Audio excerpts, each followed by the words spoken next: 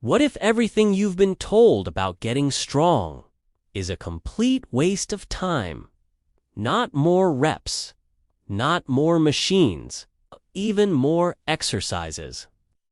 Somewhere along the way, strength got complicated, but the truth is almost uncomfortable. You might only need a handful of kettlebell moves to build real, raw, undeniable power. The kind that shows.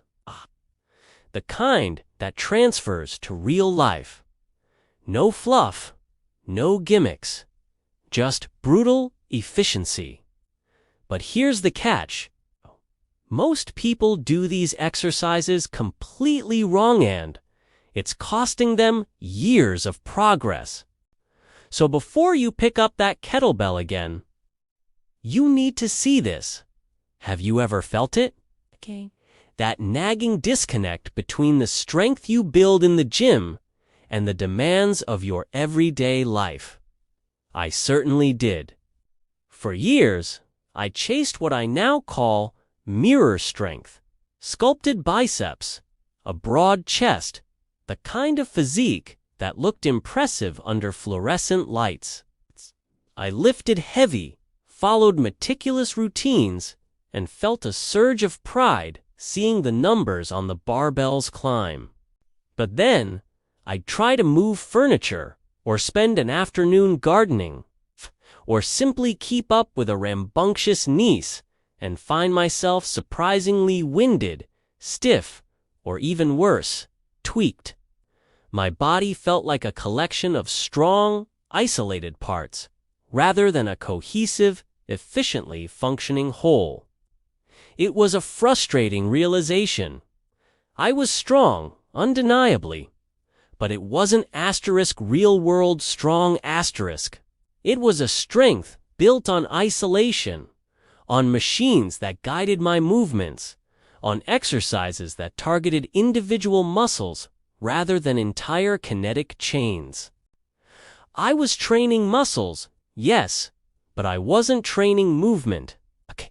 And that, I would soon discover, was the fundamental flaw in my approach. Then, a friend, an unassuming man named Arthur, who moved with an almost primal grace, introduced me to the world of kettlebells. He didn't boast about his lifts or his physique. He simply moved well. He could hoist heavy bags, climb fences with ease, and play with his children for hours without tiring. When I asked his secret, he just pointed to a dusty, cannonball-shaped weight in the corner of his garage. This, he said, changed everything. Arthur explained a core principle that resonated deeply with me. Train movements, not muscles. He painted a vivid picture of the human body as an intricate, coordinated system designed to push, pull, squat, hinge, carry, and rotate, not just to flex a bicep in isolation. Kettlebells, he argued, were uniquely suited to this philosophy, forcing the body to work as a unified whole, engaging multiple muscle groups simultaneously, and building a kind of functional strength that translated directly into real-life capability. It wasn't about looking strong. It was about being strong from the inside out. My journey began with a humbling initiation. The Turkish getup.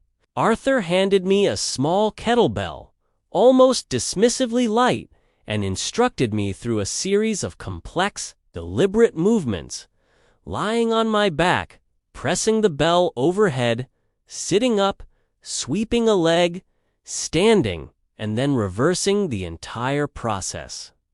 It was less an exercise and more a slow, controlled dance with gravity.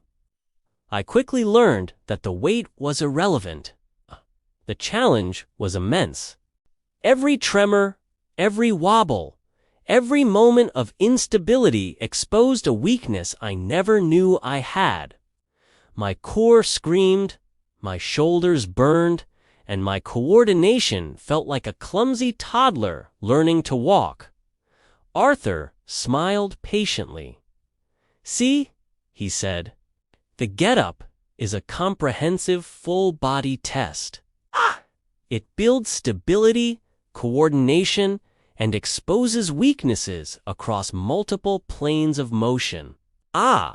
It teaches you how to own your body in space, how to transition from lying to standing with control and strength.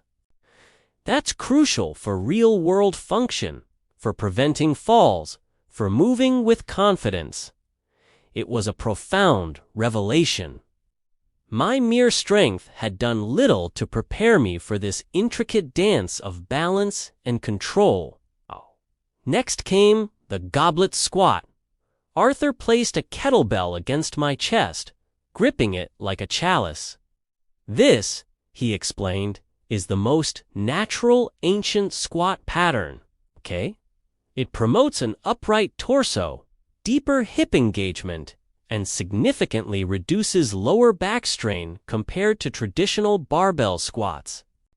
As I descended, I felt an entirely different kind of engagement. My hips opened, my core braced instinctively, and my spine remained long and proud. It felt like my body was rediscovering how it was meant to squat, building full body strength from the ground up, teaching my body to move efficiently and powerfully without compromising my lower back, a common complaint from my barbell days. Then there was the cross-body row.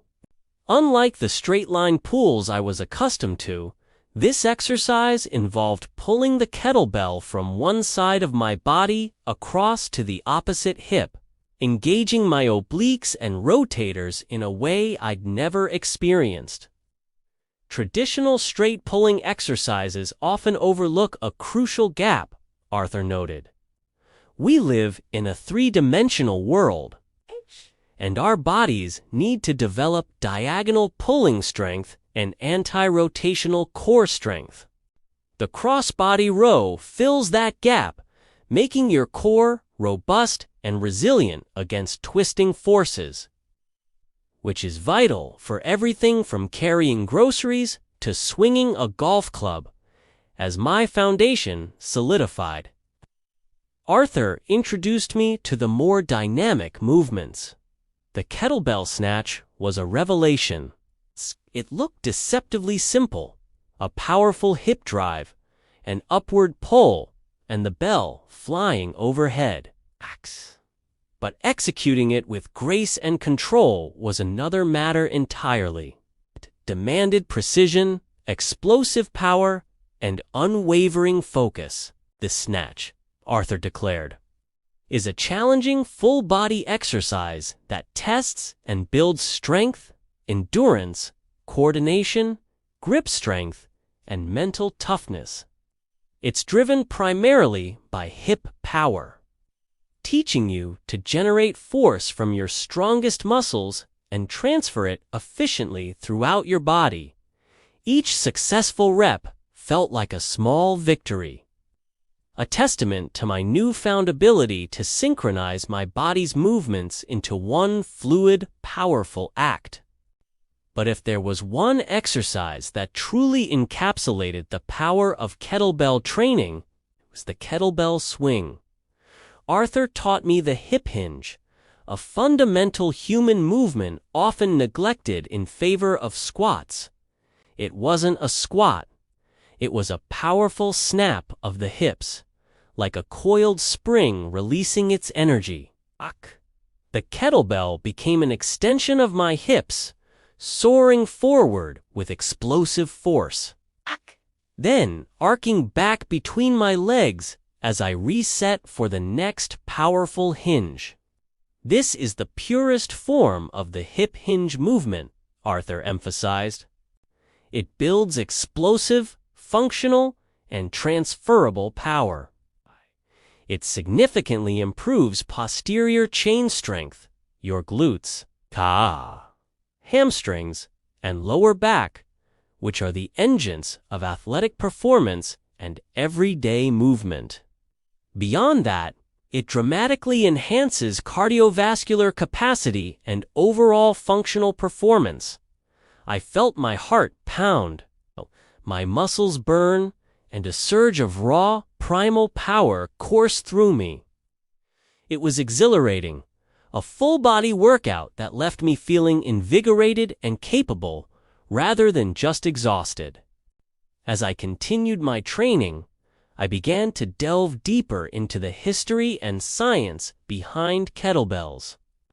I learned that their effectiveness wasn't just anecdotal.